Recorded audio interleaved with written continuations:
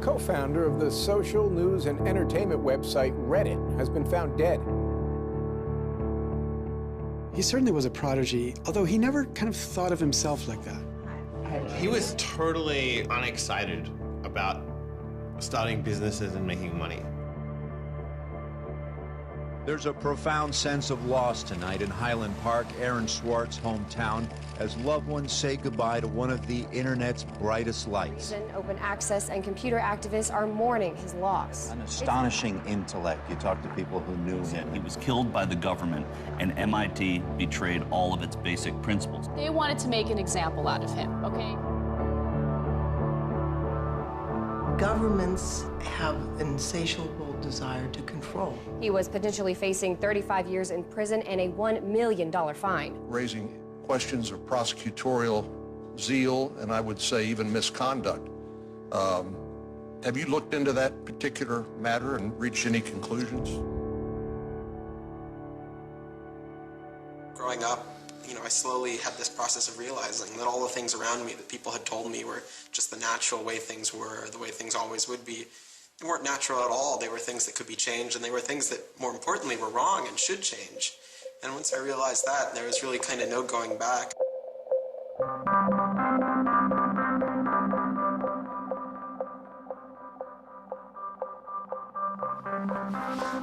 Welcome to Story Reading Time. The name of the book is Paddington at the Fair. Well, he was born in Highland Park and grew up here. Aaron came from a family of 3 brothers, all extraordinarily bright. So we were all, not the best behaved children and, 3 boys running around all the time, causing trouble. Hey, no. Aaron, what? But I've come to the realization Aaron learned how to learn at a very young age. 1, 2, 3, 4, 5, 6, 7, 8, 9, 10. Knock, knock. Who's there? Aaron. Aaron who? Aaron, funny man. He knew what he wanted, and he always wanted to do it. He always accomplished what he wanted. His curiosity was endless. Here's a little picture of what's a planet sign. And each planet has a symbol. Mercury symbol, Venus symbol, Earth symbol, Mars symbol, Jupiter symbol. One day he said to Susan, "What's this free family entertainment in downtown Highland Park?" Free family entertainment downtown Highland Park. He was 3 at the time, and she said, "What are you talking about?" And he said, "Look, it says here on the refrigerator, free family entertainment in downtown Highland Park." And so she was floored and astonished that he could read. It's called My Family Seder. That Seder night is different from all other nights. I remember once we were at the University of Chicago Library. I pulled a book off the shelf that was from like 1900 and showed him and said, this is really just an extraordinary place. We all were curious children, but Aaron really liked learning and really liked teaching. And so they were going to learn the ABCs backwards. D-Y-X-W-V-U-T. I remember he came home from his first algebra class, and he was like, "Noah, let me teach you algebra." And I'm like, "What is algebra?" And he was always like that. Now you press the click button. There, now it's got that. Now it's in pink. When he was about 2 or 3 years old, and Bob introduced him to computers, and he just took off like crazy on them. Go fast step 102 ABC. We all had computers, but Aaron really took to them, really took to the internet. Working at the computer? Mommy, why is nothing working? He started programming from a really young age. I remember the first program that I wrote with him was in BASIC, and it was a Star Wars trivia game. He sat down with me in the basement where the computer was for hours programming this game. The problem that I kept having with him is there was nothing that I wanted done. And to him, there was always something to do, always something that programming could solve. The way Aaron always saw it is that programming is magic, right? You can accomplish these things that normal humans can't. Aaron made an ATM using like a Macintosh and like a cardboard box. One year for Halloween, I didn't know what I wanted to be, and he thought it'd be really, really cool if I dressed up like his new favorite computer, which at the time was the original iMac. I mean, he hated dressing up for Halloween, but he loved convincing other people to dress up as things that he wanted to see.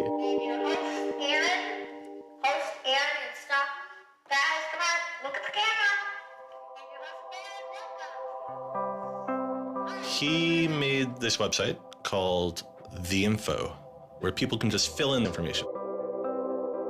Like, I'm sure someone out there knows all about gold leafing. Why don't they write about that on this website? And then other people could come at a later point and read that information and edit the information if they thought it was bad. Not too dissimilar from Wikipedia, right? And this was before Wikipedia had begun, and this was developed by a 12-year-old in his room by himself, running on, this tiny server using ancient technology. And one of the teachers responds like, "This is a terrible idea. You can't just let anyone author the encyclopedia. The whole reason we have scholars is to write these books for us. How could you ever have such a terrible idea?" Me and my other brother would be like, "Oh, yeah, Wikipedia is cool, but we had that in our house like 5 years ago." Aaron's website, theinfo.org, wins a school competition hosted by the Cambridge-based web design firm Ars Digita.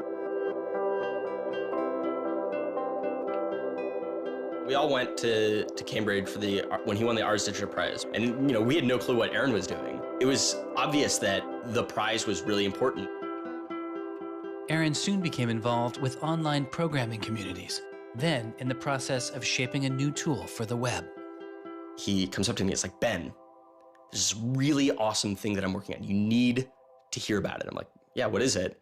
He says, "It's this thing called RSS." And he explains to me what RSS is. I'm like, why is that useful, Aaron? Is any site using it? Why would I want to use it? There was this mailing list for people who were working on RSS and XML more generally. And there was a person on it named Aaron Swartz who was combative but very smart and who had lots of good ideas. And he didn't ever come to the face-to-face meetings. And they said, when are you going to come out to one of these face-to-face meetings? And he said, I don't think my mom would let me. I'm 14, I just turned 14. And so their first reaction was, well, this person, this colleague we've been working with all year was 13 years old while we were working with him, and he's only 14 now. And their second reaction was, Christ, we really want to meet him. That's extraordinary. He was part of the committee that drafted RSS. What he was doing was to help build the plumbing for modern hypertext. And the piece that he was working on, RSS, was a tool that you can use to get summaries of things that are going on in other web pages.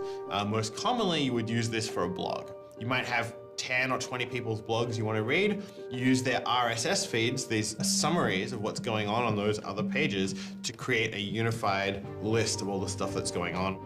Aaron was really young, but he understood the technology, and he saw that it was imperfect and looked for ways to help make it better.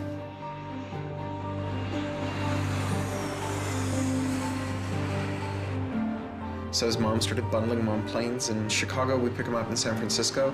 We'd introduce him to interesting people to argue with, and we'd marvel at his horrific eating habits. He only ate white food, only steamed rice and not fried rice because that wasn't sufficiently white, and white bread and so on. And you kind of marvel at this, the quality of the debate emerging from this, what appeared to be a small boy's mouth.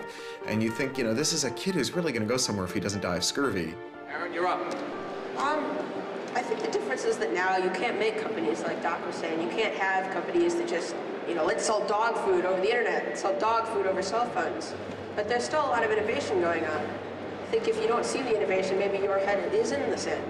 He takes on this alpha nerd personality where he's sort of like, I'm smarter than you, and because I'm smarter than you, I'm better than you, and I can tell you what to do. It's an extension of him being kind of like a twerp. So you aggregate all these computers together, and now they're solving big problems, like searching for aliens and trying to cure cancer. First met him on IRC, on Internet Relay Chat. No, he didn't just write code. He also sort of got people excited about solving problems. He was a connector. The free culture movement has had a lot of his energy. I think Aaron was trying to make the world work. He was trying to fix it. He had a very kind of strong personality that definitely ruffled feathers at times. It wasn't necessarily the case that he was always comfortable in the world and the world wasn't always comfortable with him. Aaron got into high school and was really just sick of school. He didn't like it. He didn't like any of the classes that were being taught. He didn't like the teachers. Aaron really knew how to get information. He was like, I don't need to go to this teacher to learn how to do geometry. I can just read the geometry book, and I don't need to go to the teacher to learn their version of American history. I have 3 historical compilations here. I could just read them, and I'm not interested in that. I'm interested in the web. I was very frustrated with school. I thought, the teachers didn't know what they were talking about, and they were very domineering and controlling, and that homework was kind of a sham, and it was just all the way to pin students together and force them to do busy work. And, I started reading books about the history of education and how this educational system was developed, and alternatives to it in ways that people could actually learn things as opposed to just regurgitating facts their teachers told them. And that kind of led me down this path of questioning things. Once I questioned the school I was in, I questioned the society that built the school, I questioned the businesses that the schools were training people for, and I questioned the government that, set up this whole structure. One of the things he was most passionate about was copyright, especially in those early days. Copyright has always been something of a burden on the publishing industry and on readers, but it wasn't an excessive burden. It was a reasonable institution to have in place to make sure that people got paid. What Aaron's generation experienced was the collision between this antique copyright system and this amazing new thing we were trying to build, the internet and the web. These things collided, and what we got was chaos. He then met Harvard law professor Lawrence Lessig, who was then challenging copyright law in the Supreme Court. A young Aaron Swartz flew to Washington to listen to the Supreme Court hearings. I am Aaron Swartz, and I'm here to listen to see the Eldred argument. Why did you fly out here from Chicago and come all this way to see the Eldred argument? That's a more difficult question. See the Eldred.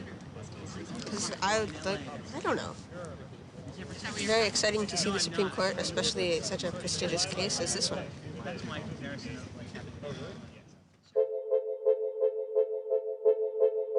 Lessig was also moving forward with a new way to define copyright on the internet. It was called Creative Commons.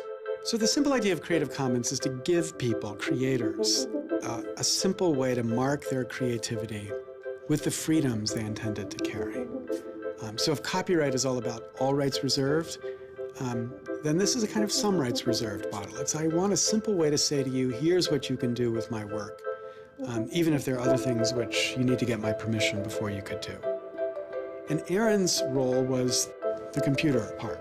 How do you architect the licenses so they would be simple and understandable and expressed in a way that machines could process it? And people are like, why do you have this, 15-year-old kid writing the specifications for the Creative Commons? Don't you think that's a huge mistake? And Larry's like, the biggest mistake we would have is not listening to this kid. He's not even tall enough to get over the podium, and it wasn't these movable podiums, so it was this embarrassing thing where once he put his screen up, nobody could see his face. When you come to our website here, and you go to choose license, it gives you this list of options, it explains what it means, and you fill out 3 simple questions. Do you want to require attribution? Do you want to allow commercial uses of your work? Do you want to allow modifications of your work?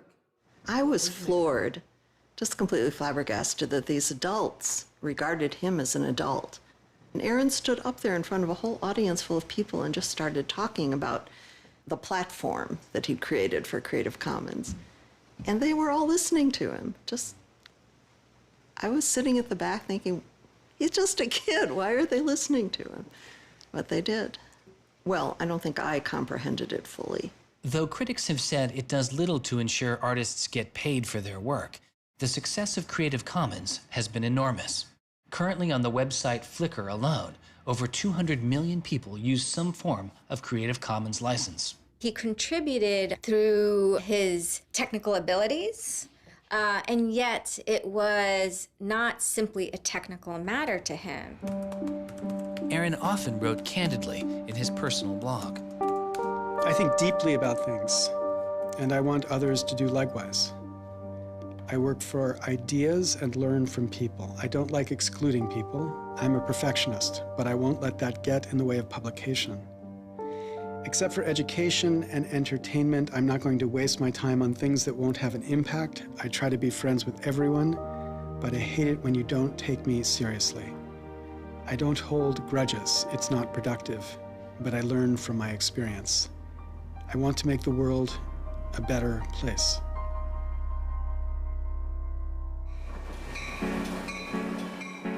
In 2004, Swartz leaves Highland Park and enrolls in Stanford University. He had had ulcerative colitis, which was very troubling, and we were concerned about him taking his medication. He got hospitalized, and he would take this cocktail of pills every day. And one of those pills was a steroid, which stunted his growth and made him feel different from many of the other students. Aaron, I think, shows up at Stanford ready to do scholarship and finds himself in effectively a babysitting program for overachieving high schoolers who, in 4 years, are meant to become, you know, captains of industry and one percenters. And like, I think it just made him bananas. In 2005, after only 1 year of college, Swartz was offered a spot at a new startup incubation firm called Y Combinator, led by Paul Graham. And he's like, hey, I have this idea for a website.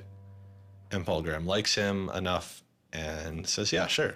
So Aaron drops out of school, moves to this apartment. So this used to be Aaron's apartment when he moved here. I have vague memories of my father telling me how difficult it was to get a lease because Aaron had no credit and he dropped out of college. Aaron lived in what's now the living room, and some of the posters are left over from when Aaron lived here. And then the library. There are more books, but a lot of them are Aaron's. Aaron's Y Combinator site was called Infogami, a tool to build websites. But Infogami struggles to find users, and Swartz eventually merges his company with another Y Combinator project in need of help. It was a project headed by Steve Huffman and Alexis Ohanian, called Reddit. There we were, starting from almost nothing. No users, no money, no code, and growing day by day into a hugely popular website. And it showed no signs of letting up. First we had 1,000 users, then 10,000, then 20,000, and on and on. It was just incredible. Reddit becomes huge, and it's a real sort of geeky corner of the internet. There's a lot of humor, there's a lot of art, and there's just people who flock to the site and make that site the main site they go to every morning to get their news. Reddit kind of just borders on chaos at some level. So on the one hand, it's a place where people discuss news of the day, technology, politics, and issues. And yet there is a lot of kind of not safe for work material, offensive material. There's some subreddits where trolls find a welcome home. And so in that sense, Reddit has been kind of home to controversy as well. It kind of sits on that edge of chaos. Reddit catches the attention of the corporate magazine giant Condé Nast, who makes an offer to buy the company. Some large amount of money, large enough that my dad was getting bugged with questions about, like, how do I store this money? Like a lot of money. Like a lot of money. Like, probably more than $1 million, but I don't actually know. And he is how old at the time? 19, 20. So it was in this apartment. They like sat around on what predated these couches, hacking on Reddit. And when they sold Reddit, they threw a giant party and then all flew out to California the next day and left the keys with me. It was funny, you know, he just sold a startup, so we all kind of presumed he was the richest person around, but he said, oh no, I'll take this tiny little shoebox-sized room. That's all I need. Like, it was barely larger than a closet. The idea of him spending his money on fancy objects just seems so implausible. He explains it's like I like living in apartments, so I'm not going to spend a lot of money on a new place to live. I'm not going to buy a mansion. And I like wearing jeans and a t-shirt, so I'm not going to spend any more money on clothes. So like, it's, you know, really no big deal. What is a big deal to Swartz is how traffic flows on the internet and what commands our attention. In the old system of broadcasting, you were fundamentally limited by the amount of space in the airwaves. You know, you could only send out 10 channels over the airwaves of television, right? Or even with cable, you had 500 channels. On the internet, everybody can have a channel. Everyone can get a blog or a MySpace page. Everyone has a way of expressing themselves. And so what you see now is not a question of who gets access to the airwaves. It's a question of who gets control over the ways you find people. You know, you start seeing power centralizing in sites like Google, these sort of gatekeepers that tell you where on the internet you want to go, the people who provide you your sources of news and information. So it's not, you know, only certain people have a license to speak. Now everyone has a license to speak. It's a question of who gets heard. After he started working in San Francisco at Condé Nast, he comes into the office and they want to give him a computer with all this crap installed on it and say that he can't install any new things on his computer, which to a developer is outrageous, right? From the first day, he was complaining about all this stuff. Gray walls, gray desks, gray noise. The first day I showed up here, I simply couldn't take it. By lunchtime, I had literally locked myself in a bathroom stall and started crying. I can't imagine staying sane with someone buzzing in my ear all day, let alone getting any actual work done. Nobody else seems to get work done here either. Everybody's always coming into our room to hang out and chat or invite us to play the new video game system that Wired is testing. He really had different aspirations that were politically oriented. And Silicon Valley just doesn't really quite have that culture that orients technical activity for the purposes of political goals. Aaron hated working for a corporation. They all hate working for Condé Nast, but Aaron is like the only one who's not going to take it. And Aaron basically gets himself fired by not showing up to work ever. It was said to be a messy breakup. Both Alexis Ohanian and Steve Huffman declined to be interviewed for this film. He rejected the business world. One of the really important things to remember about that choice when Aaron decided to kind of leave startup culture is that he was also leaving behind the things that had made him, you know, famous and well-loved, and, you know, he was at risk of letting down fans. He got to where he was supposed to be going and had the self-awareness and the orneriness to realize that he had climbed the mountain of shit to pluck the single rose and discovered that he'd lost his sense of smell. And rather than sit there and insist that it wasn't as bad as it seemed, and he did get the rose in any event, he climbed back down again, which is pretty cool. The way Aaron always saw it is that programming is magic, right? You can accomplish these things that normal humans can't by being able to program. So if you had magical powers, would you use them for good or to make you mountains of cash? Swartz was inspired by one of the visionaries he had met as a child, the man who had invented the World Wide Web, Tim Berners-Lee. In the 1990s, Berners-Lee was arguably sitting on one of the most lucrative inventions of the 20th century. But instead of profiting from the invention of the World Wide Web, he gave it away for free. It is the only reason the World Wide Web exists today. Aaron is certainly deeply influenced by Tim. Tim is certainly a very prominent early internet genius who doesn't in any sense cash out. He's not at all interested in how he's going to figure out how to make $1 billion. People would have seen, there's money to be made there. So there would have been lots of little webs instead of one big one. And one little web, and lots of little webs doesn't work because you can't follow links from one to the other. You know, you had to have the critical mass for this thing was the entire planet. So it's not going to work unless the whole planet can get on board.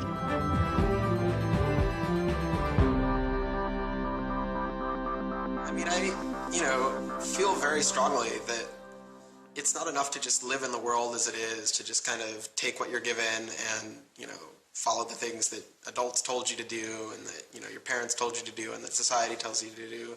I think you should always be questioning. I take this very scientific attitude, that everything you've learned is just provisional, that, you know, it's always open to recantation or refutation or questioning.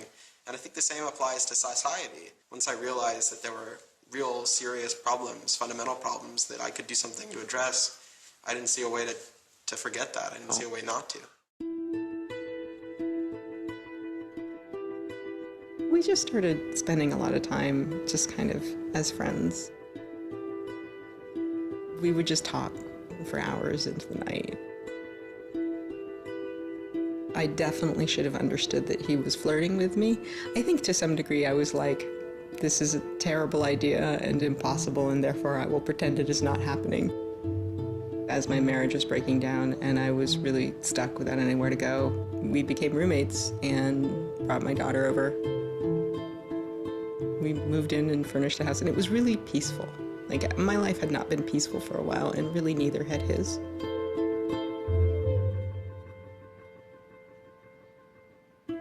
We were extremely close from the beginning of our romantic relationship. We were in constant contact. But we're both really difficult people to deal with.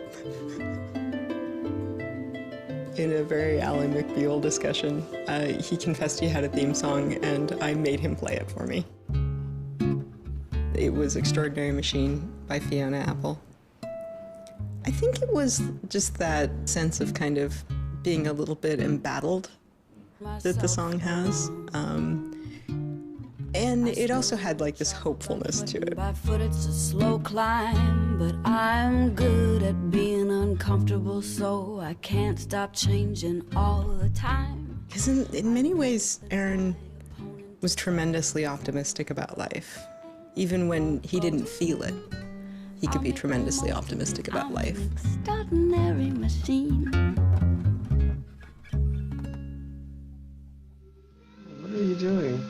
Flickr has video now. Swartz threw his energy into a string of new projects involving access to public information, including an accountability website called watchdog.net and a project called the Open Library. So the Open Library project is a website that you can visit at openlibrary.org. And the idea is to be a huge wiki, an editable website with one page per book. So for every book ever published, we want to have a web page about it that combines all the information from publishers, from booksellers, from libraries, from readers onto one site, and then gives you links where you can buy it, you can borrow it, or you can browse it. I love libraries. You know, I'm the kind of person who goes to a new city and immediately seeks out the library. So that's the dream of Open Library, is building this website where both you can leap from book to book, from person to author, from subject to idea, go through this vast tree of knowledge that's been embedded and lost in big physical libraries that's hard to find, that's not very well accessible online, is really important because books are a cultural legacy.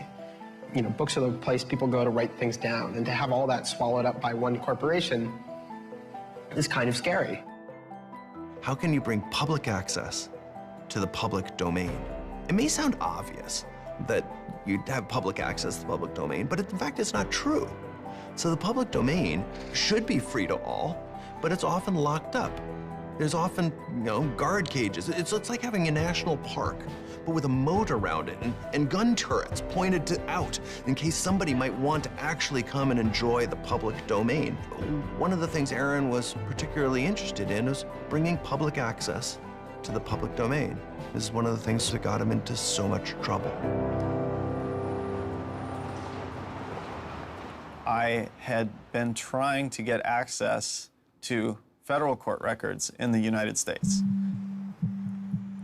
What I discovered was a puzzling system called PACER, which stands for Public Access to Court Electronic Records.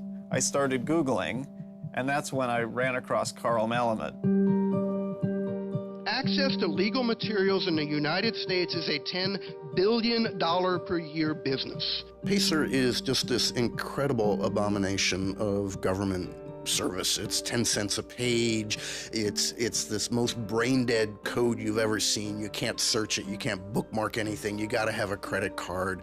And these are public records. It's you know, U.S. district courts are very important. It's where a lot of our seminal litigation starts, you know, civil rights cases, patent cases, all sorts of stuff. And journalists and students and citizens and lawyers all need access to PACER, and it fights them every step of the way.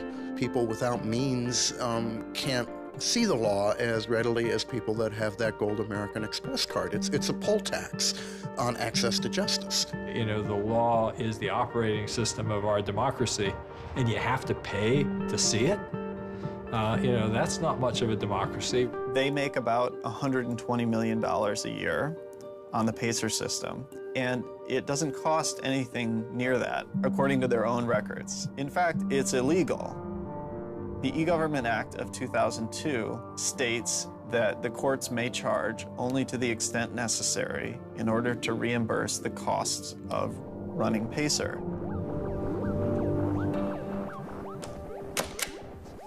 As the founder of public.resource.org, Malamud wanted to protest the PACER charges.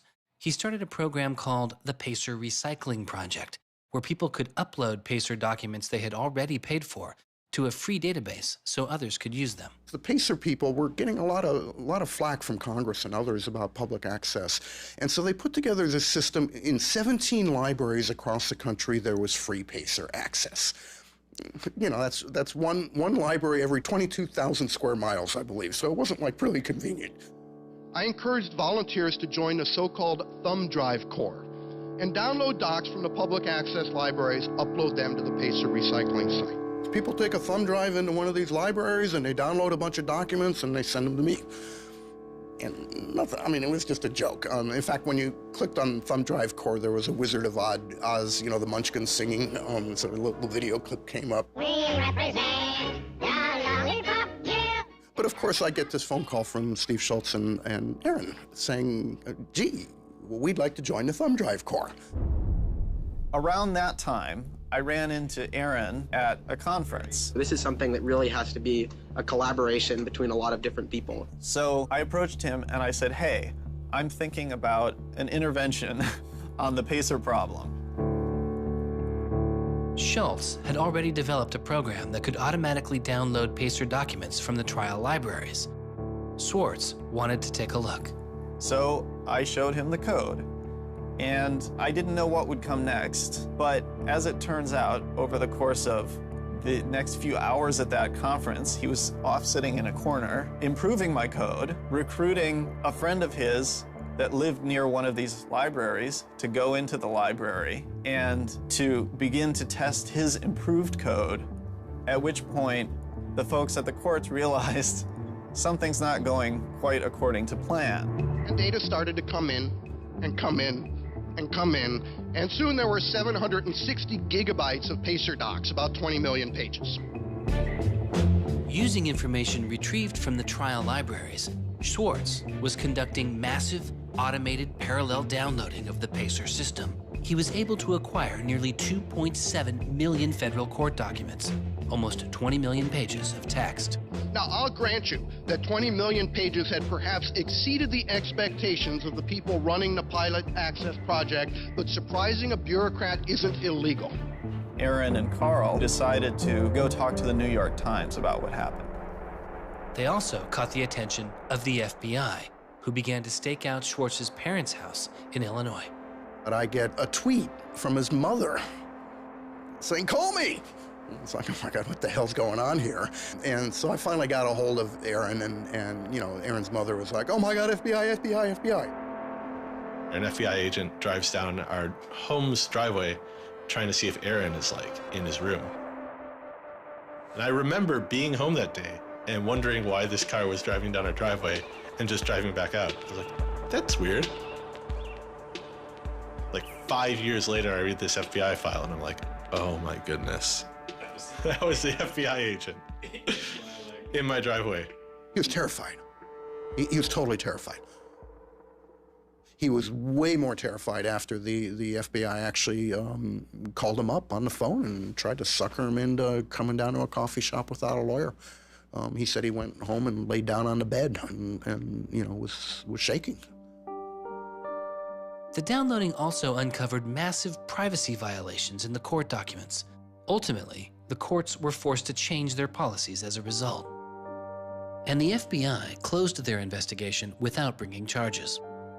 To this day, I find it remarkable that anybody, even at the most remote podunk field office of the FBI, thought that a fitting use for taxpayer dollars was investigating people for criminal theft on the grounds that they had made the law public. How can you call yourself a lawman and think that there can possibly be anything wrong in this whole world with making the law public? Aaron was willing to put himself at risk for the causes that he believed in. Bothered by wealth disparity, Swartz moves beyond technology and into a broader range of political causes. I went into Congress and I invited him to come and hang out and intern for us for a while so that he could learn, you know, the political process. He was sort of learning about a new community, a new set of skills, and kind of learning to hack politics. It seems ridiculous that miners should have to hammer away until their whole bodies are dripping with sweat, faced with the knowledge that if they dare to stop, they won't be able to put food on the table that night, while I get to make larger and larger amounts of money each day just by sitting and watching TV. But apparently the world is ridiculous. So I co-founded a group called the Progressive Change Campaign Committee, and what we try and do is we try and organize people over the internet who care about progressive politics and moving the country in a more progressive direction to kind of come together, join our email list, join our campaigns, and help get progressive candidates elected all across the country. The group is responsible for igniting the grassroots effort behind the campaign to elect Elizabeth Warren to the Senate. He might have thought it was a dumb system, but he came in and he said, I need to learn this system because it can be manipulated like any, you know, like any social system. But his passion for knowledge in libraries didn't take a back seat. Aaron began to take a closer look at institutions that publish academic journal articles. By virtue of being students at a major U.S. university, I assume that you have access to a wide variety of scholarly journals. Pretty much every major university in the United States pays these sort of licensing fees to organizations like JSTOR and Thomson and ISI to get access to scholarly journals that the rest of the world can't read. These scholarly journals and articles are essentially the entire wealth of human knowledge online, and many have been paid for with taxpayer money or with government grants. But to read them, you often have to pay again, handing over steep fees to publishers like Reed Elsevier. These licensing fees are so substantial that people who are studying in India instead of studying in the United States don't have this kind of access. They're locked out from all of these journals. They're locked out from our entire scientific legacy. I mean, a lot of these journal articles, they go back to the Enlightenment. Every time someone has written down a scientific paper, it's been scanned and digitized and put in these collections. That is a legacy that has been brought to us by the history of people doing interesting work, the history of scientists. It's a legacy that should belong to us as a commons, as a people, but instead it's been locked up and put online by a handful of for-profit corporations who then try and get the maximum profit they can out of it. So a researcher paid by the university or the people publishes a paper, and in the very, very last step of that process, after all the work is done, after all the original research is done, the thinking, the lab work, the analysis, after everything is done at that last stage, then the researcher has to hand over his or her copyright to this multi-billion-dollar company. And it's sick. It's an entire economy built on volunteer labor. And then the publishers sit at the very top and scrape off the cream. Talk about a scam. One publisher in Britain made a profit of $3 billion last year. I mean, what a racket. JSTOR is just a very, very small player in that story, but for some reason, JSTOR is the player that Aaron decided to confront. He'd gone to some conference around open access and open publishing, and I don't know who the person from JSTOR was, but I think at some point Aaron asked the question, like, how much would it cost to open up JSTOR in perpetuity? And they gave some, I think it was $200 million, something that Aaron thought was totally ridiculous. Working on a fellowship at Harvard, he knew users on MIT's famously open and fast network Nextdoor had authorized access to the riches of JSTOR. Swartz saw an opportunity. You have a key to those gates. And with a little bit of shell script magic, You can get those journal articles. On September 24th, 2010, Swartz registered a newly purchased Acer laptop on the MIT network under the name Gary Host. The client name was registered as Ghost Laptop.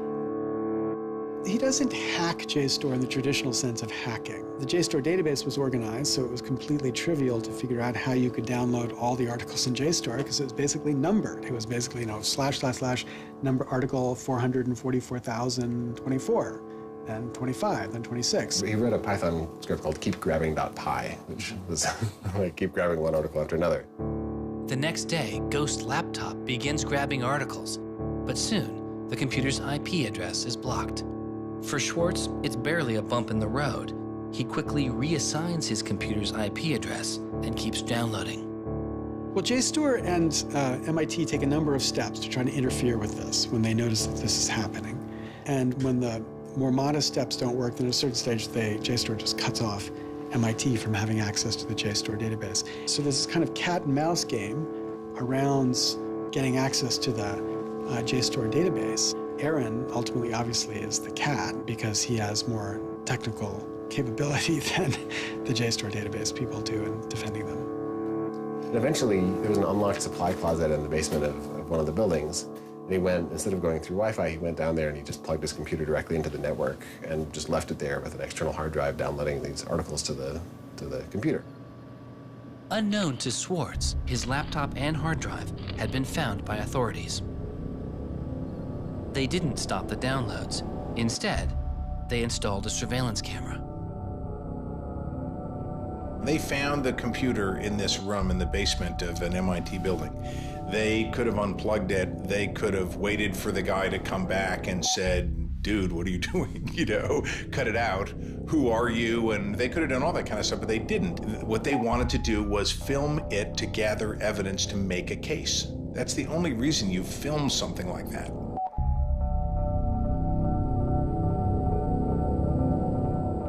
At first, the only person caught on the glitchy surveillance camera was using the closet as a place to store bottles and cans.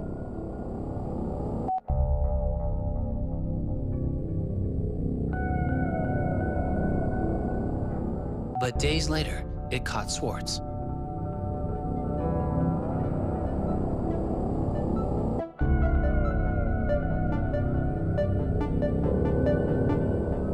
Swartz is replacing a hard drive. He takes it out of his backpack, leans out of frame for about 5 minutes, and then leaves.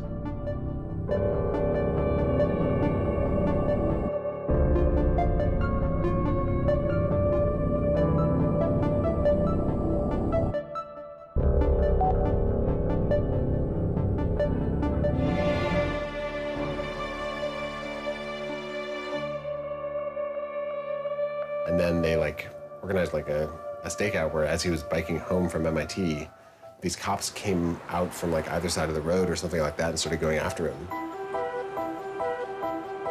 He describes that he was pressed down and assaulted by the police. He tells me that it's unclear that they were police that were after him. He thought that someone was trying to attack him. He does tell me they beat him up. I was just devastated. The notion of any kind of criminal prosecution of anyone in our family or anything was so foreign and incomprehensible, I didn't know what to do.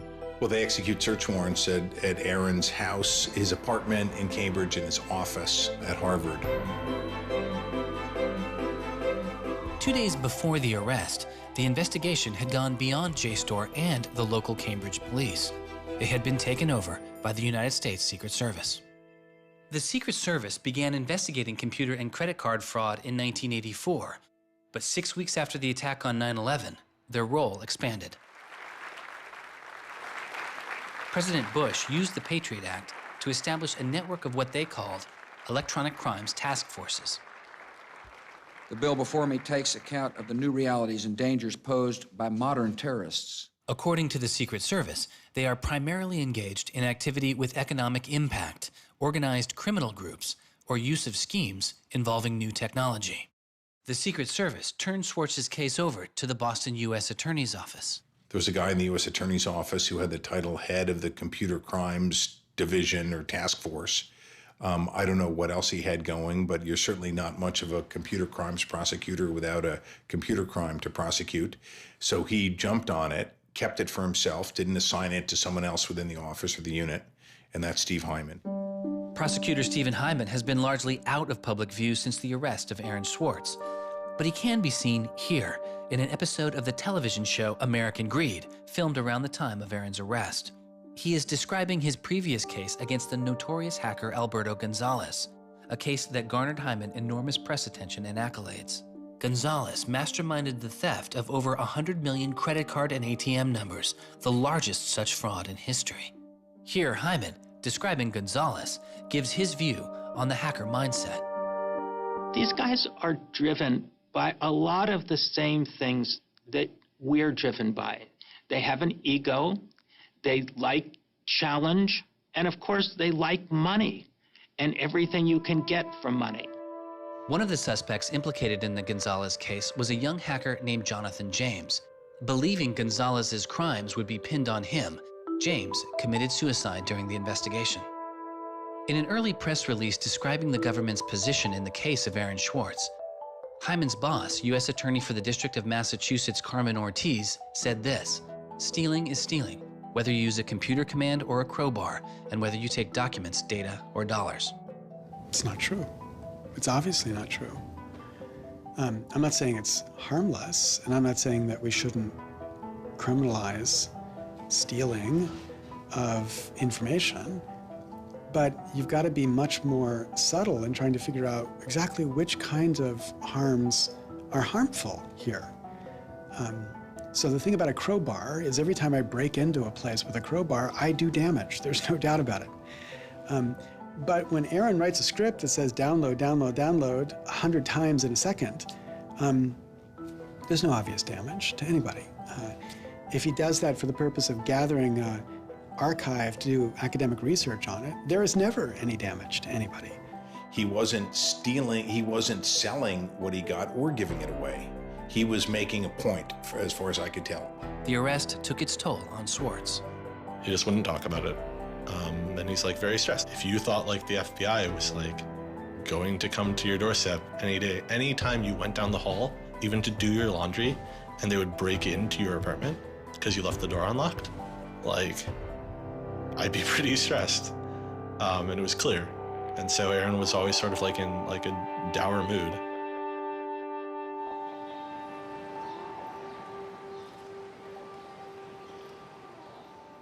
He wouldn't give off any sensitive information about his whereabouts during this time because he was so afraid that the FBI would be waiting for him. It was a time of unprecedented social and political activism. Time magazine would later name as their 2011 Person of the Year, the protester. There was a kind of hotbed of hacker activity going on. WikiLeaks had released a trove of diplomatic cables. Manning had been under arrest at the time. It was unknown whether he was the source of the leak. Anonymous, which is a kind of protest ensemble that has a lot of hackers in its ranks, were going on various sprees of sorts. If you compare that to what he did, his stuff should have been left behind for MIT and JSTOR to deal with in a kind of private, professional manner. It should have never gotten the attention of the criminal system. It just didn't belong there.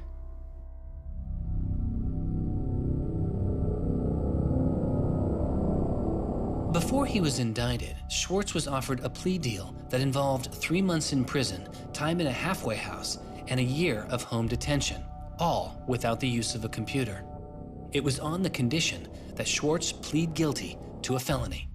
Here we are. We have no discovery, no evidence whatsoever about what the government's case is, and we have to make this immense decision where the lawyer is pushing you to do this, the government is giving you a non-negotiable demand, and you're told that your likelihood of prevailing is small, So whether you're guilty or not, you're better off taking the deal. Boston has its own computer crimes division.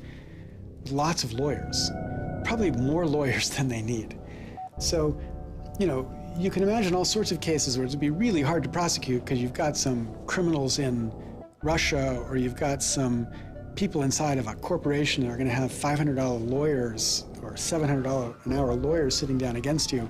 And then you've got this case with this kid, which is pretty easy to prove that he did something, and he's already marked himself as a troublemaker with the FBI, so why not go as tough as you can in here against that guy? It's good for you, the prosecutor. It's good for the Republic because you're fighting all those terrorist types. I was so scared. I was so scared of having my computer seized. I was so scared of going to jail because of my computer being seized. I had confidential material from sources from my previous work on my laptop.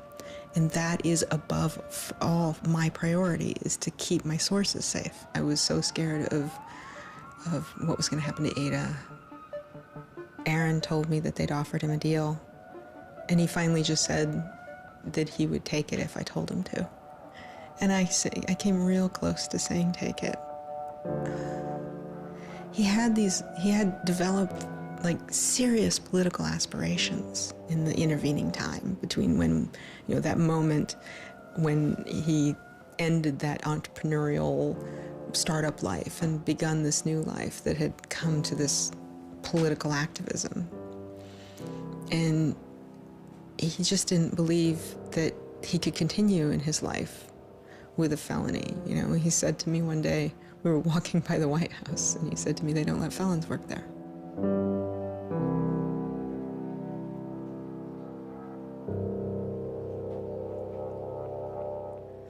And, you know, he really wanted that to be his life. He hadn't killed anybody. He hadn't hurt anybody. He hadn't, like, stolen money. He hadn't done anything that seemed felony worthy, right? And there is this idea that, like, there's no reason that he should be labeled a felon and taken away his right to vote in many states for doing what he did. Like, that's just outrageous. Like, it makes sense for him to be, you know, maybe fined a bunch of money or, you know, asked not to come back to MIT again. But, like, to be a felon, to face jail time. Swartz turned down the plea deal. Hyman redoubled his efforts. Hyman continued to press us at all levels. Even with the physical evidence seized from Aaron's Acer computer, hard drive, and USB drive, the prosecutors needed evidence of his motives. Why was Aaron Swartz downloading articles from JSTOR, and just what did he plan to do with them? The government claims that he was planning to publish these. We don't really know whether that was his real intention, because Aaron also had a history of doing projects where he'd analyze giant data sets of articles in order to learn interesting things about them. The best evidence for that was that when he was at Stanford, he also downloaded the whole Westlaw legal database. In a project with Stanford law students, Swartz had downloaded the Westlaw legal database. He uncovered troubling connections between funders of legal research and favorable results.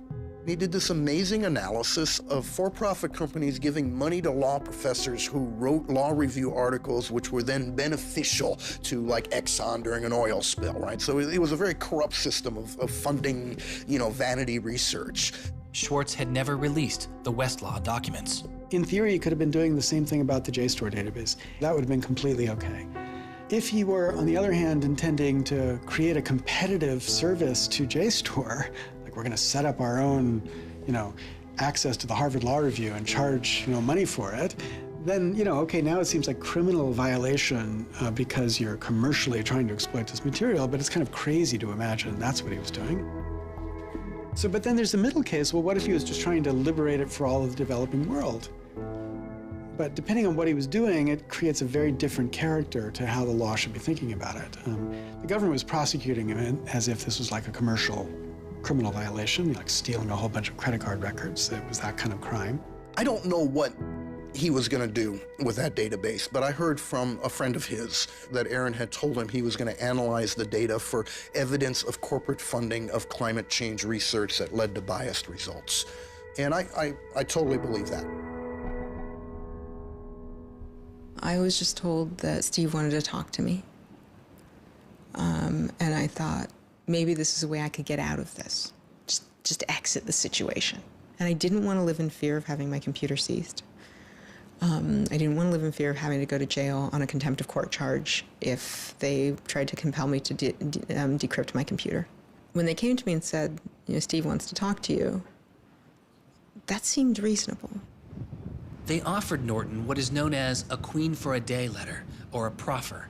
It allowed prosecutors to ask questions about Aaron's case. Norton would be given immunity from prosecution herself for any information she revealed during the meeting. I didn't like it.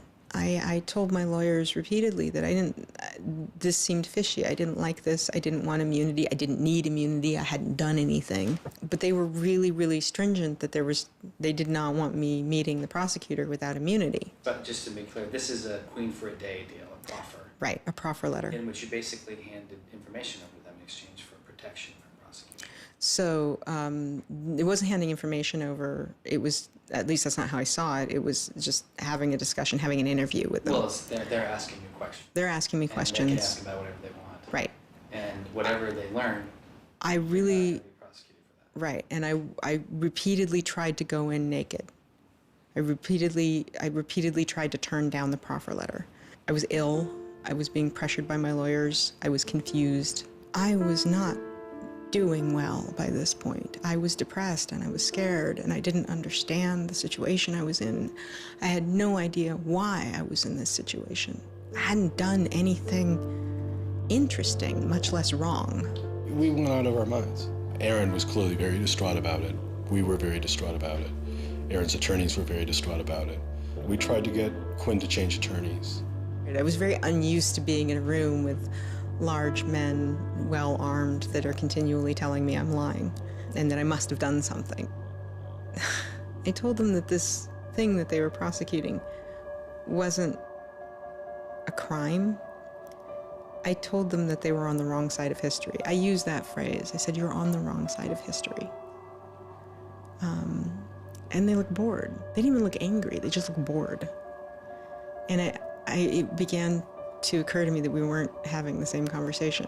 I mean, I told them plenty of things about, you know, why people would download journal articles, and eventually, I don't remember what was around it.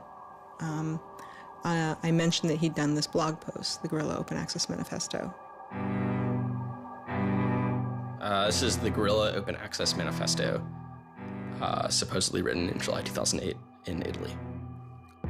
Information is power. But like all power, there are those who want to keep it for themselves. The world's entire scientific and cultural heritage, published over centuries in books and journals, is increasingly being digitized and locked up by a handful of private corporations. Meanwhile, those who have been locked out are not standing idly by. You've been sneaking through holes and climbing over fences, liberating the information locked up by the publishers and sharing them with your friends. But all this action goes on in the dark, hidden underground. It's called stealing or piracy, as if sharing a wealth of knowledge were the moral equivalent of plundering a ship and murdering its crew. But sharing isn't immoral, it's a moral imperative. Only those blinded by greed would refuse to let a friend make a copy. There's no justice in following unjust laws. It's time to come into the light and, in the grand tradition of civil disobedience, declare our opposition to this private theft of public culture. The manifesto itself was allegedly written by 4 different people and also edited by Norton. But it was Swartz who had signed his name to it. When it's over, I go immediately to Aaron and tell him everything I can remember about it. And he gets very angry. The things that I'd done shouldn't have added up that way. I hadn't done anything wrong, and everything had gone wrong. But I was never...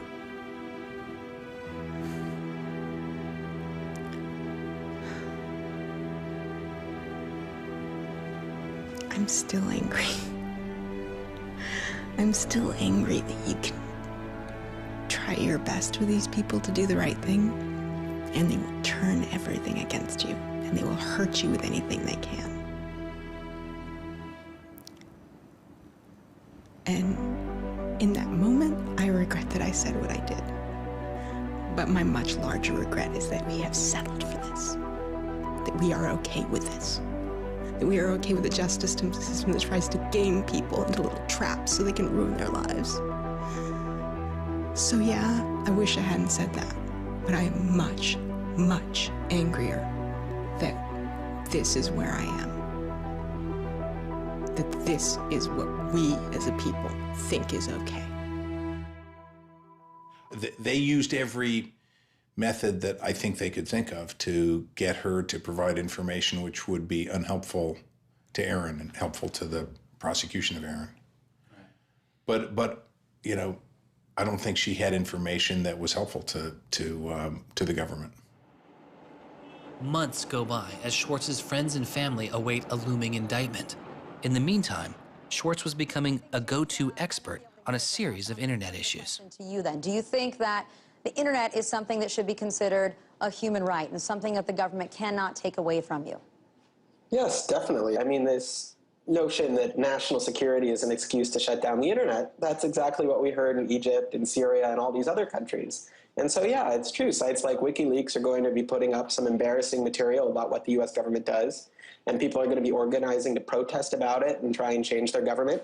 You know, and that's a good thing. That's what all these First Amendment rights of free expression, of freedom of association are all about. And so the notion that we should try and shut those down, I think, just goes against very basic American principles. The principle, I think, is one that our founding fathers would have understood. If the internet had been around back then, instead of putting post offices in the Constitution, they would have put ISPs. Well, it's definitely interesting to see how... Schwartz meets activist Taryn Steinbrickner-Kaufman, and the two begin to date. We need a massive global public outcry. If there's no massive global public outcry, it won't create any change. You know, 4 people in this city should cause a massive global public outcry. You know, we need a petition signer. Without telling her specifics, he warned her he was involved in something he called simply the bad thing. And I had sort of crazy theories, like that he was having an affair with Elizabeth Warren or something. I speculated both Hillary Clinton and Elizabeth Warren, actually, but so sometime in probably late July, Aaron called me, and I happened to pick up, and he said, you know, the bad thing might be in the news tomorrow. Do you want me to tell you, or do you want to read about it in the news? And I said, well, I want you to tell me. And he said, well, I've been arrested for downloading too many academic journal articles, and they want to make an example out of me. And I was like, that's it? That's the big fuss? Really? Like, this doesn't sound like a very big deal. On July 14th, 2011, federal prosecutors indict Swartz on 4 felony counts. He gets indicted on the same day that like 2 people in England who are part of LulzSec get arrested, and like a few other real hackers. And Aaron is just like someone who kind of looks like a hacker, enough that they can like, you know, put his head on a stake and like put it on the gates. Aaron went to surrender, and they arrested him. They then strip searched him, took away his shoelaces, took away his belt, and left him in solitary confinement. The District of Massachusetts United States Attorney's Office released a statement saying Swartz faces up to 35 years in prison, to be followed by 3 years of supervised release, restitution, forfeiture, and a fine of up to $1 million. He is released on $100,000 bail. The same day, the primary victim in the case, JSTOR, formally drops all charges against Swartz and declines to pursue the case. JSTOR, they weren't our friends, they weren't helpful or friendly to us, but they also were just kind of like, we're not part of this. JSTOR and their parent company, Ithaca, also sidestepped requests to talk with this film. But at the time, they released a statement saying it was the government's decision whether to prosecute, not JSTOR's. And so it's our belief that with that, the case will be over. That we should be able to get Steve Hyman to drop the case or settle it in some rational way. And the government refused. Why?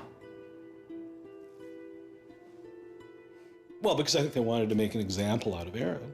And they said they wanted, the reason why they wouldn't move on requiring a felony conviction and jail time was that they wanted to use this case as a case of for deterrence. They told us that. They told you that? Yes. This was going to be an example? Yes. He was going to be an example? Yes. Steve Hyman said that. Deterring who? Like, there's other people out there running around logging onto JSTOR and downloading the articles to make a political statement? I mean, who are they deterring? It would be easier to understand the Obama administration's posture of supposedly being for deterrence if this was an administration that, for instance, prosecuted arguably the biggest economic crime that this country has seen in the last 100 years, the crimes that were committed that led to the financial crisis on Wall Street.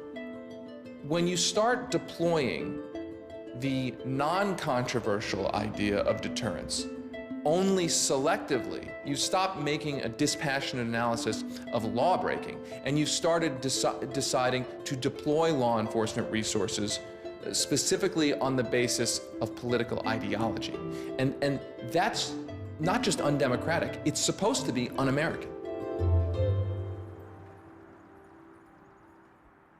Prosecutor Stephen Hyman later reportedly told MIT's outside counsel that the straw that broke the camel's back was a press release sent out by an organization Swartz founded called Demand Progress. According to the MIT account, Hyman reacted to the short statement of support, calling it a wild internet campaign and a foolish move that moved the case from a human one-on-one level to an institutional level.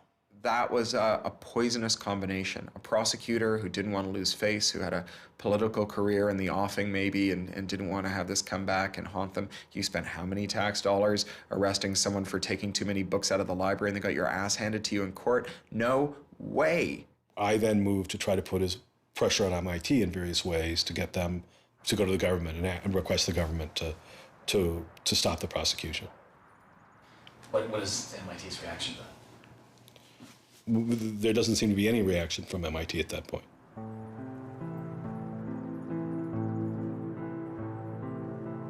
MIT doesn't defend Aaron, which to people inside of the MIT community seems outrageous because MIT is a place that encourages hacking in the biggest sense of the word. At MIT, the idea of going and running around on roofs and tunnels that you weren't allowed to be in was not only a rite of passage, it was part of the MIT tour. And lockpicking was a winter course at MIT. They had the moral authority to stop it in its tracks. MIT never stood up and took a position of saying to the feds, don't do this. We don't want you to do this. You're overreacting. This is too strong, that I'm aware of. They acted kind of like any corporation would. They helped the government. They didn't help us unless they felt they had to, and they never tried to stop it. MIT declined repeated requests to comment, but they later released a report saying they attempted to maintain a position of neutrality and believed Hyman and the U.S. Attorney's Office did not care what MIT thought or said about the case. MIT's behavior seemed really at odds with the MIT ethos, right? You could argue that MIT turned a blind eye and that was okay for them to do. But taking that stance, taking that neutral stance in and of itself was taking a pro-prosecutor stance. If you look at Steve Jobs and Steve Wozniak, they started by selling a blue box, which was a thing designed to defraud the phone company. If you look at Bill Gates and Paul Allen, they initially started their business by using computer time at Harvard, which was pretty clearly against the rules. The difference between Aaron and the people I just mentioned is that Aaron wanted to make the world a better place. He didn't just want to make money. Swartz continues to be outspoken on a variety of internet issues. You know, the reason the internet works is because of the competitive marketplace of ideas. And what we need to be focusing on is getting more information about our government, more accessibility, more discussion, more debate. But instead, it seems like what Congress is focused on is shutting things down. Aaron thought he could change the world just by explaining the world very clearly to people. Flame can literally control your computer and make it spy on you. Welcome, Aaron. Good to have you back on the show here. You know, just like spies used to in olden days, put microphones and tap what people were saying. Now they're using computers to do the same things. Swartz's political activity continues, his attention turning to a bill moving through Congress designed to curb online piracy. It was called SOPA. Activists like Peter Eckersley saw it as an enormous overreach, threatening the technical integrity of the internet itself. And one of the first things I did was to call Aaron. I said, can we do a big online campaign against this? This isn't a bill about copyright. It's not? No, he said. It's a bill about the freedom to connect. Now I was listening. And he thought about it for a while and then said yes. And he went and founded Demand Progress. Demand Progress is an online activism organization. We've got around 1.5 million members now, but started in the fall of 2010. Aaron was one of the most prominent people in a community of people who helped lead organizing around social justice issues at the federal level in this country.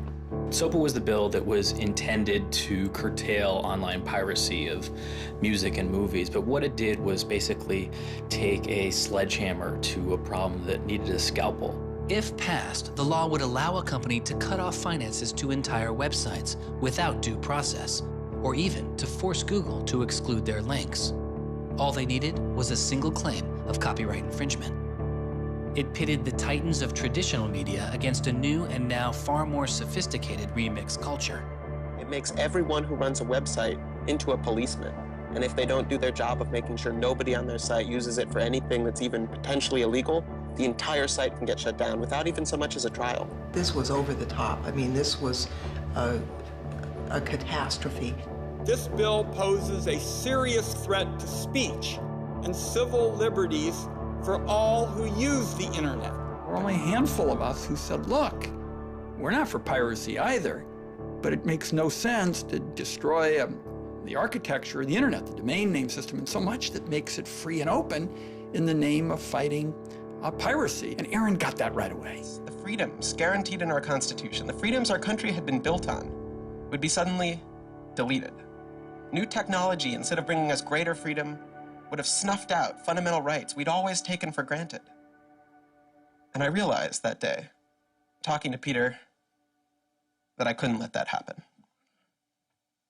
When SOPA was introduced in October 2011, it was considered inevitable. Our strategy when it first came out was to hopefully slow the bill down, maybe weaken it a little bit, but even we didn't think that we would be able to stop this bill. Having worked in Washington, what you learn is that typically in Washington, the legislative fights are fights between different sets of corporate moneyed interests. They're all duking it out to pass legislation. And the fights that are the closest are when you have one set of corporate interests against another set of corporate interests, and they're financially equally matched in terms of campaign contributions and lobbying. Those are the closest ones. The ones that aren't even fights, typically, are ones where all the money is on one side, all the corporations are on one side, and it's just millions of people on the other side. I haven't seen anything like PIPA and SOPA in all my time in public service. There were more than 40 United States senators on that bill as co-sponsors. So there were already a long, long way to getting the 60 votes to have it clear all the procedural hoops. Even I began to doubt myself. It was a rough period. Swartz and Demand Progress were able to marshal enormous support, using traditional outreach combined with commonly used voice over IP to make it very easy for people to call Congress. I've never met anybody else who was able to operate at his level, both on the technological side and on the campaign strategy side.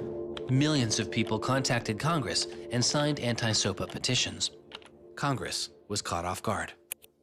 There was just something about watching those clueless members of Congress debate the bill, watching them insist they could regulate the internet and a bunch of nerds couldn't possibly stop them. I am not a nerd. I'm just not enough of a nerd. Maybe we ought to ask some nerds what this thing really does. Let's have a hearing, bring in the nerds. Really? Nerds? You know, I think actually the word you're looking for is experts. To enlighten you so your laws don't backfire, break the internet. We use the term geek, but we're allowed to use that because we are geeks. The fact that it got as far as it did without them talking to any technical experts reflects the fact that there is a problem in this town. I'm looking for somebody to come before this body and testify in a hearing and say, this is why they're wrong. There used to be an office that provided science and technology advice, and members could go to them and say, help me understand XYZ. And Gingrich killed it. He said it was a waste of money. Ever since then, Congress has plunged into the dark ages. I don't think anybody really thought that SOPA could be beaten, including Aaron. I think it was worth trying, but it didn't seem winnable. And I remember maybe a few months later, I remember him just turning to me and being like, I think we might win this. And I was like, that would be amazing. Calls to Congress continue. When the domain hosting site GoDaddy becomes a supporter of the bill, tens of thousands of users transferred their domain names in protest. Within a week, a humbled GoDaddy reverses their position on SOPA. When the Congress people that supported the record and movie industries realized that there was this backlash, they kind of scaled the bill back a little bit. You could see the curve happening. You could see that that our arguments were starting to resonate. It was like Aaron had been like striking a match and it was being blown out. Striking another one was being blown out. And finally he'd like managed to catch enough kindling that the flame actually caught, and then it turned into this roaring blaze. On January 16th, 2012, the White House issued a statement saying they didn't support the bill. And then this happened. I'm a big believer that we should be dealing with issues of piracy and we should deal with them in a serious way. But this bill is not the right bill. When Jimmy Wales put his support towards blacking out Wikipedia, the #5 most popular website in the world. This is a website that's on several % of all of the clicks on anywhere on the internet. Wikipedia went black, Reddit went black, Craigslist went black, phone lines on Capitol Hill flat out melted. Members of Congress started rushing to issue statements retracting their support for the bill that they were promoting just a couple days ago. Within 24 hours, the number of opponents of SOPA in Congress went from this to this. To see congressmen and senators slowly flip sides throughout the day of the blackout was pretty unbelievable. There was like a 100 representative swing. And that was when, as hard as it was for me to believe, after all this, we had won. The thing that everyone said was impossible, that some of the biggest companies in the world had written off as kind of a pipe dream, had happened. We did it. We won. This is a historic week in internet politics, maybe American politics. The thing that we heard from people in Washington, D.C., from staffers on Capitol Hill was they received more emails and more phone calls on SOPA blackout day than they'd ever received about anything. I think that was an extremely exciting moment. This was the moment when the internet had grown up politically. It was exhilarating because it's hard to believe it actually happened. It's hard to believe a bill with so much financial power behind it didn't simply sail through the Congress. And not only did it not sail through, it didn't pass at all. It's easy sometimes to feel like you're powerless, like when you come out in the streets and you march and you yell and nobody hears you. But I'm here to tell you today, you are powerful. So yeah, maybe sometimes you feel like you're not being listened to, but I'm here to tell you that you are. You are being listened to. You are making a difference. You can stop this bill if you don't stop fighting. Stop PIPA. Stop SOPA. Some of the biggest internet companies, to put it frankly, would benefit from a world in which their little competitors could get censored. We can't let that happen. For him, it was more important to be sure that you made a small change than to play a small part in a big change. But SOPA was like playing a major part in a major change. And so for him, it was kind of this proof of concept, like, okay, what I want to do with my life is change the world. I think about it in this really scientific way of like, I'm measuring my impact. And this shows that it's possible, right? That the thing that I want to do with my life is possible. I have proved that I can do it, that I, Aaron Swartz, can change the world. For a guy who never really thought he had done much, which was Aaron. It was one of the few moments where you could really see that he felt like he had done something good. Feeling like here is his maybe one and only victory lap. Everyone said there was no way we could stop SOPA. We stopped it. This is 3 outrageously good victories, and the year isn't even over yet. I mean, if there's a time to be positive, it's now. You know, he wins at SOPA a year after he's arrested. It's not unambiguously happy moments. There's a lot going on. He's so attuned towards participating in the political process, you can't stop him. The list of organizations Swartz founded or co-founded is enormous. And years before Edward Snowden would expose widespread internet surveillance, Swartz was already concerned. It is shocking to think that the accountability is so lax that they don't even have sort of basic statistics about how big the spying program is. And if the answer is, oh, we're spying on so many people we can't possibly even count them, then that's an awful lot of people, right? It would be one thing if they said, look, you know, we know the number of telephones we're spying on, we don't know exactly how many real people that corresponds to, but they just came back and said, we can't give you a number at all. That's pretty, I mean, it's scary is what it is. Well, that's scary. You know, they put incredible pressure on him, took away his, you know, all of the money he had made. They, you know, threatened to take away his physical freedom. Why'd they do it, you know? I mean, well, why are they going after whistleblowers, you know? Why are they going after people who tell the truth about all sorts of things? I mean, from the banks to the, you know, to war, to just sort of government transparency. So secrecy serves those who are already in power. And we are living in an era of secrecy that coincides with an era where the government is doing also a lot of things that are probably illegal and unconstitutional.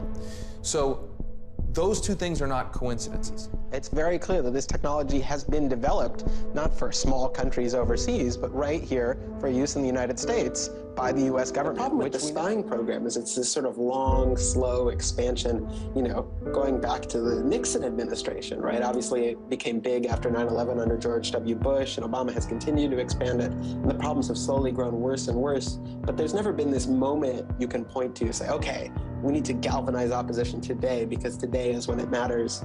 Instead, it's mattered for. The prosecution, in my estimation, of Aaron Swartz was about sending a particular laser-like message to a group of people that the Obama administration sees as politically threatening.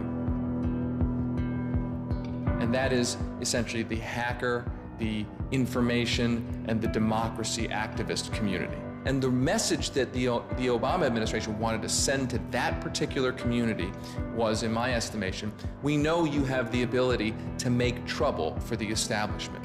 And so we are going to try to make an example out of Aaron Swartz to scare as many of you as possible into not making that trouble. And the government said, oh, the legal opinions we're using to legalize the spying program are also classified. So we can't even tell you which laws we're using to spy on you. You know, every time they can say, oh, this is another instance of cyber war, the cyber criminals are attacking us again, we're all in danger, we're all under threat. They use those as excuses to push through more and more dangerous laws. And so just to follow that up, like personally, how do you feel the fight is going, I guess? It's up to you. I know, but we gotta like, you know. You know, there's sort of these two polarizing perspectives, right? Everything is great. The internet has created all this freedom and liberty and everything's going to be fantastic. Or everything is terrible. The internet has created all these tools for cracking down and spying and, you know, controlling what we say. And I think both are true, right? The internet has done both. And both are kind of amazing and astonishing.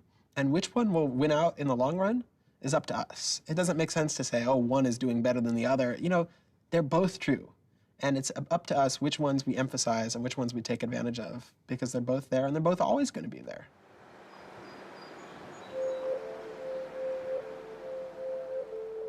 On September 12, 2012, federal prosecutors filed a superseding indictment against Swartz, adding additional counts of wire fraud, unauthorized access to a computer, and computer fraud. Now, instead of 4 felony counts, Swartz was facing 13. The prosecution's leverage had dramatically increased, as did Swartz's potential jail time and fines. They filed a separate indictment to add more charges, and they had a theory about why this conduct constituted a number of federal crimes, and that a very significant sentence could attach to it under the law. That theory, and much of the prosecution's case against Swartz, involved a law created originally in 1986. It is called the Computer Fraud and Abuse Act. The Computer Fraud and Abuse Act was inspired by the movie War Games with Matthew Broderick, which is a great movie. I have you now. In this movie, a kid gets the ability through the magic of computer networks to launch a nuclear attack. That's not actually possible, and it certainly wasn't possible in the 80s, but apparently this movie scared Congress enough to pass the original Computer Fraud and Abuse Act. This is a law that's just behind the times. For example, it penalizes terms of service kinds of arrangements. You can have something like eHarmony or Match.com, and somebody sort of inflates their own personal characteristics, and all of a sudden, depending on the jurisdiction and the prosecutors, they could be in a whole host of troubles. We all know what terms of use are. Most people don't read them, but not abiding by their terms could mean you are committing a felony. The website terms of service often say things like, be nice to each other, or don't do anything that's improper. The idea that the criminal law has anything to say about these kinds of violations, I think strikes most people as crazy. The examples get even more crazy. Until it was changed in March of 2013, the terms of use on the website of Hearst's 17 magazine said you had to be 18 in order to read it. I would say that the way the CFA has been interpreted by the Justice Department, we are probably all breaking the law. Vague and prone to misuse, the CFAA has become a one-size-fits-all hammer for a wide range of computer-related disputes. Though not the only factor in his case, 11 of the 13 charges against Swartz involved the Computer Fraud and Abuse Act. The question why hangs over much of the story of Aaron Swartz. Just what was motivating the government, and what would their case have been? The Department of Justice declined requests for answers, but Professor Oren Kerr is a former prosecutor who has studied the case. So I think I come about this case from a different direction than other people on a number of reasons. I was a federal prosecutor at the Justice Department for 3 years before I started teaching. The government came forward with an indictment based on what crimes they thought were committed, just as a purely lawyers matter, looking at the precedents, looking at the statute, looking at the history, looking at the cases that are out there so far. I think it was a fair indictment based on that. You can debate whether they should have charged this case. There's just a lot of disagreement. Some people are on the open access side, some people are not.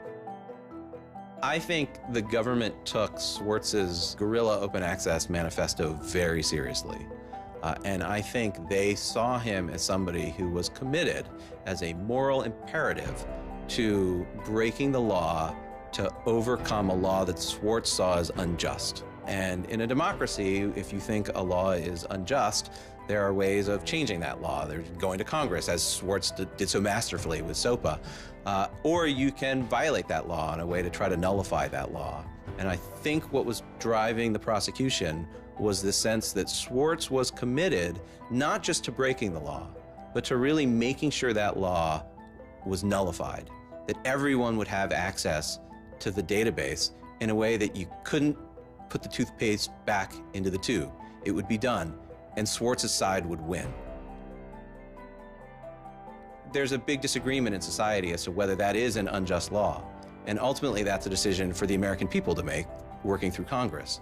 And then the second problem is, I think, we're still trying to figure out what's the line between less serious offenses and more serious offenses. We're now entering this different environment of computers and computer misuse, and we don't yet have a really strong sense of exactly what these lines are. So we're just working that out.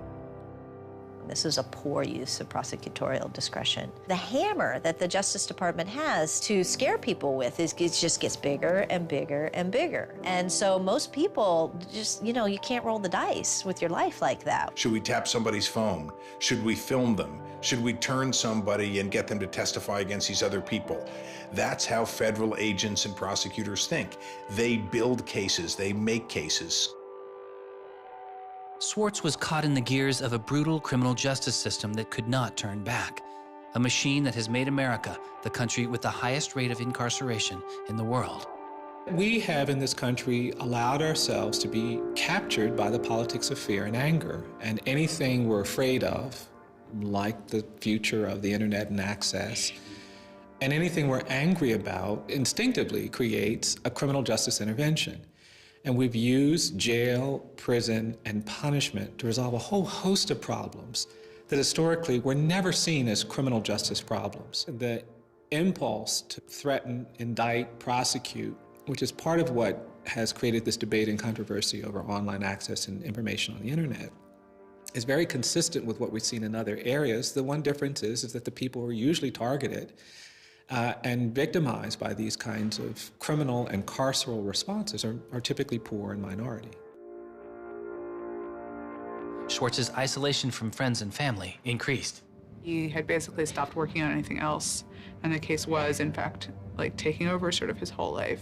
One of Aaron's lawyers apparently told the prosecutors that he was emotionally vulnerable, and that was something that they really needed to keep in mind so that they knew that. It was weighing on him very heavily. He did not like having his actions and his movements restricted in any way.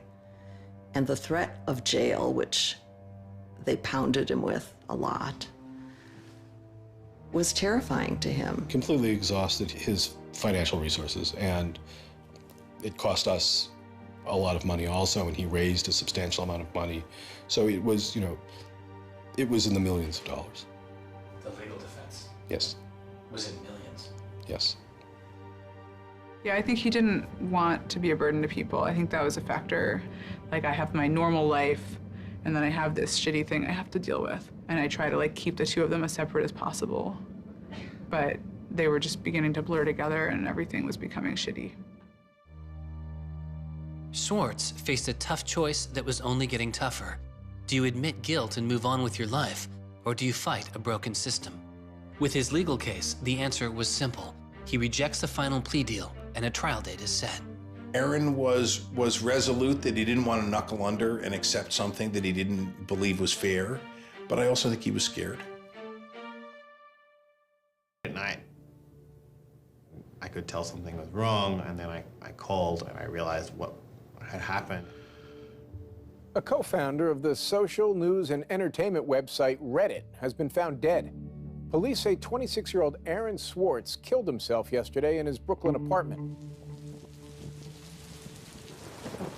I just thought, we've lost one of the most creative minds of our generation. It was like the whole world fell apart at that moment.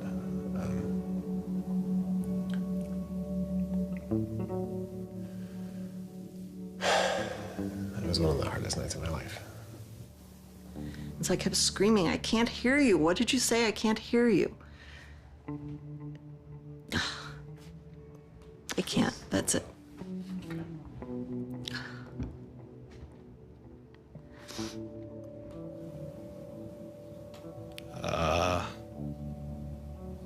Yeah, none of it made any sense. And really still doesn't. I was so frustrated, angry.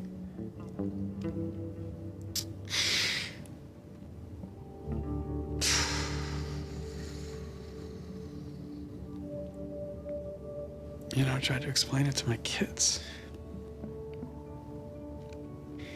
My 3-year-old told me that the doctors would fix him.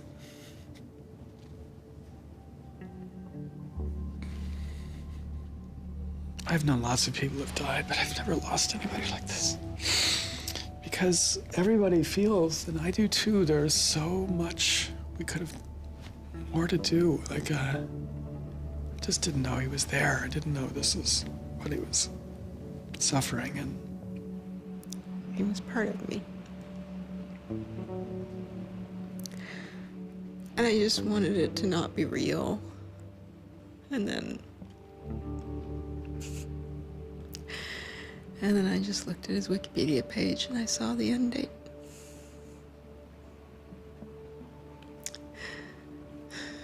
To 2013.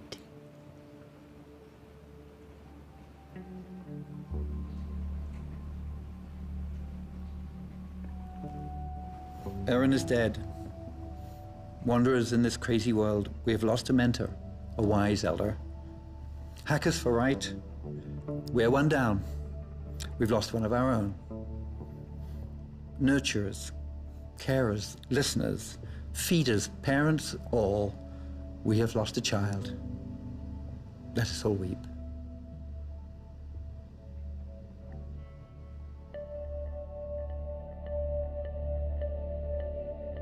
My first thought was, well, what if nobody even notices? Because it wasn't clear to me how salient he was. I had never seen anything quite like the outpouring I saw. The net just lit up. I mean, everyone was trying to explain it in their own way, but I've never seen people grieve on Twitter before. People were visibly grieving online. He was the internet's own boy, and the old world killed him. We are standing in the middle of a time when great injustice is not touched. The architects of the financial meltdown have dinner with the president regularly. In the middle of that time, the idea that this was what the government had to prosecute just seems absurd if it weren't tragic. The question is, can we do something, given what's happened, to make the world a better place? And how can we further that legacy? That's the only question one can ask. All over the world, there were starting to be hackathons and gatherings. Aaron Swartz has, in some sense, brought the best out of us in trying to say, how do we fix this? He was, in my humble opinion, one of the true extraordinary revolutionaries that this country has produced. I don't know whether Aaron was defeated or victorious, but we are certainly shaped by the hand of the things that he wrestled with. When we turn armed agents of the law on citizens trying to increase access to knowledge, we've broken the rule of law, we've desecrated the temple of justice. Aaron Swartz was not a criminal. Change does not roll in on the wheels of inevitability, it comes through continuous struggle. Aaron really could do magic. And I'm dedicated to making sure that his magic doesn't end with his death. He believed that he could change the world, and he was right. Out of the last week and out of today, phoenixes are already rising. Since Swartz's death, Representative Zoe Lofgren and Senator Ron Wyden have introduced legislation that would reform the Computer Fraud and Abuse Act, the outdated law that formed the majority of the charges against Swartz. It's called Aaron's Law. Aaron believed that, you literally ought to be asking yourself all of the time, what is the most important thing I could be working on in the world right now? And if you're not working on that, why aren't you?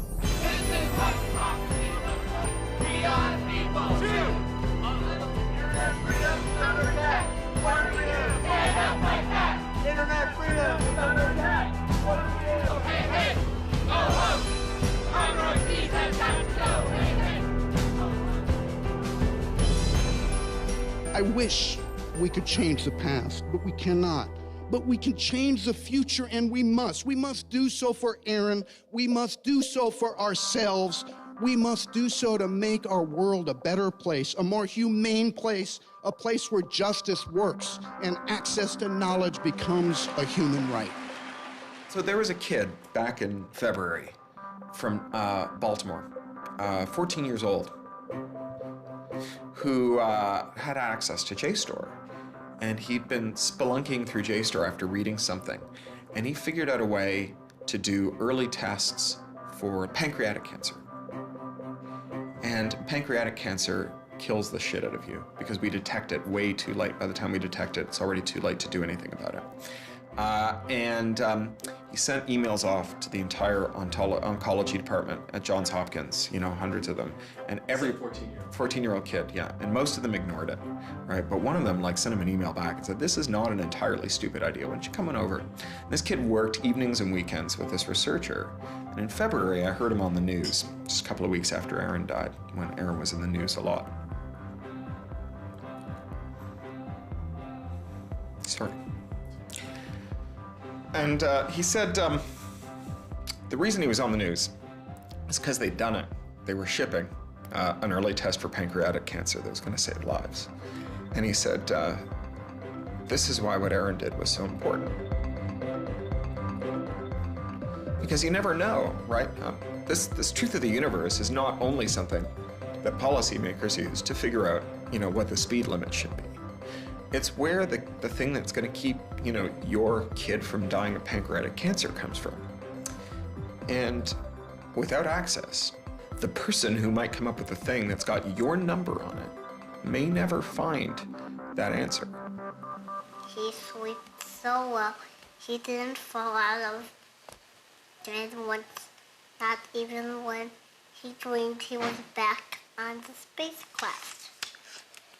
Very good, Aaron. Very good. Yay, Aaron. Okay. Now it's song time.